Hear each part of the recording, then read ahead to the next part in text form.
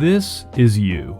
And these are the people you're going to interact with in life that are going to try and argue with you. It doesn't have to be over a serious issue either. Maybe you and your friend are arguing over what the best Studio Ghibli movie is. I don't know why you would though, cause we all know what the right answer is. Now to be good at arguing, you're gonna need certain tools in your analytical toolbox here. One of the easiest places to start is by first identifying fallacies that your opponent may commit. This serves two purposes. One, you don't let your opponent's fallacy go unchecked, and as we'll see, an unchecked fallacy can do some big damage. Secondly, and I know this is kinda sketchy, but just by pointing out that your opponent made a logical fallacy, you may win some psychological points during the argument. With that being said, let's all take out our logical fallacy detectors and go over some of them.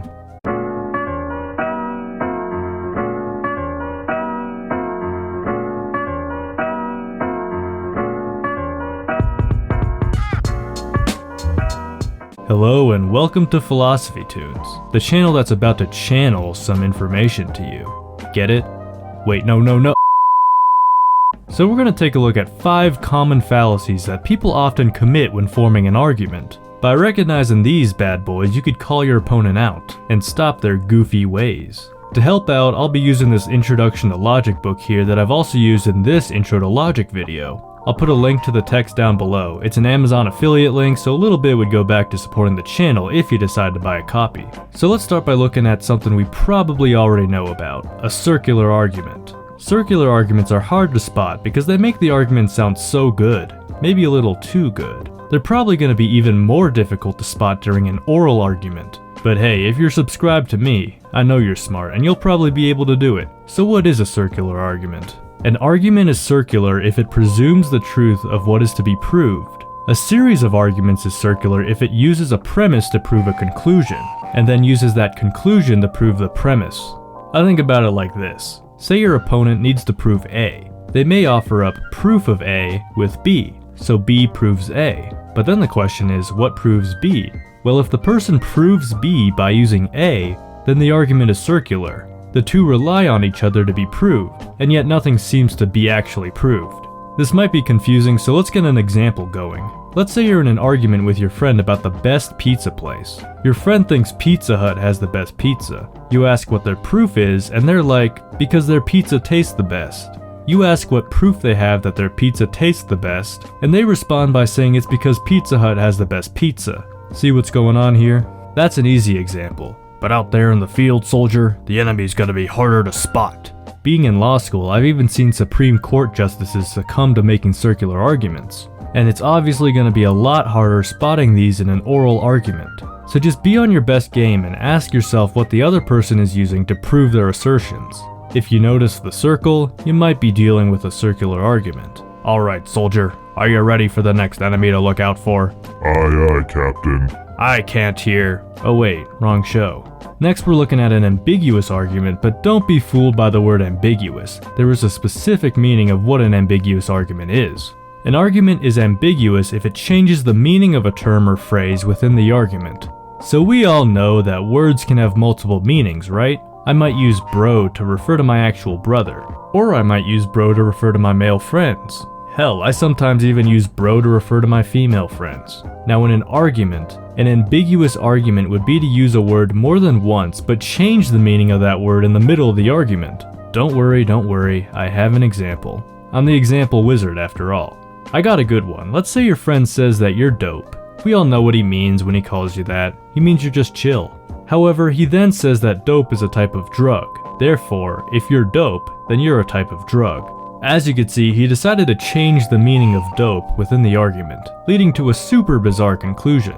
This sounds ridiculous, I know, but this might pop up in a more emotional argument. I mean, when we're talking about things like love, care, hate, hope, freedom, or justice, you could see how someone might change the definitions of these vague words just to have a better sounding argument. The next logical fallacy is pretty easy to spot. It's an appeal to emotion. To appeal to emotion is to stir up feelings instead of arguing in a logical manner. Do we really need an example of this? We all know what this is like.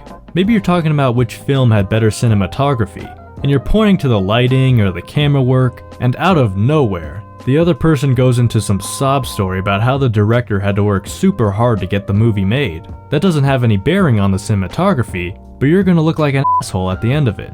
Unless you call them out. Then in that case, you might just look like a bigger asshole.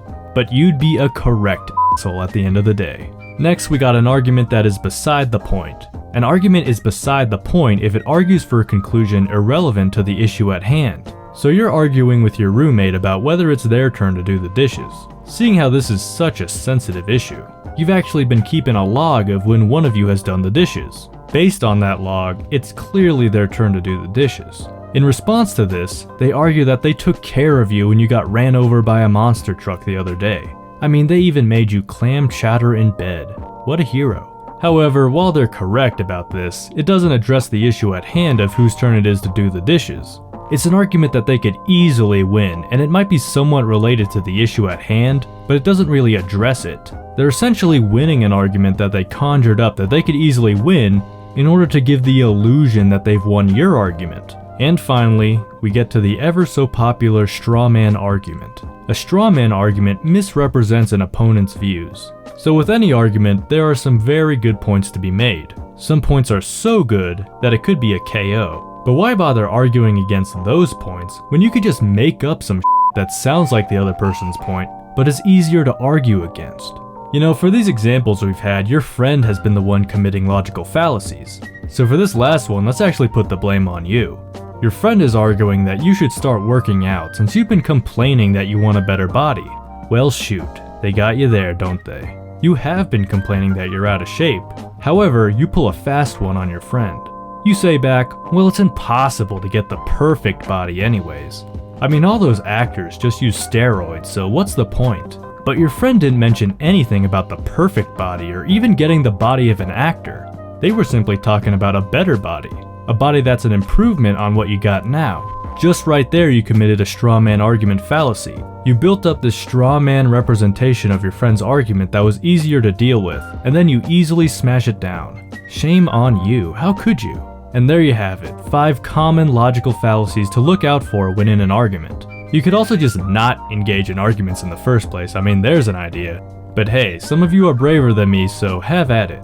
If you enjoyed the video and haven't subscribed yet, hit the subscribe button and let me know that you did in the comments below. I'll respond back to you with a bubble tea flavor that you should treat yourself to for today.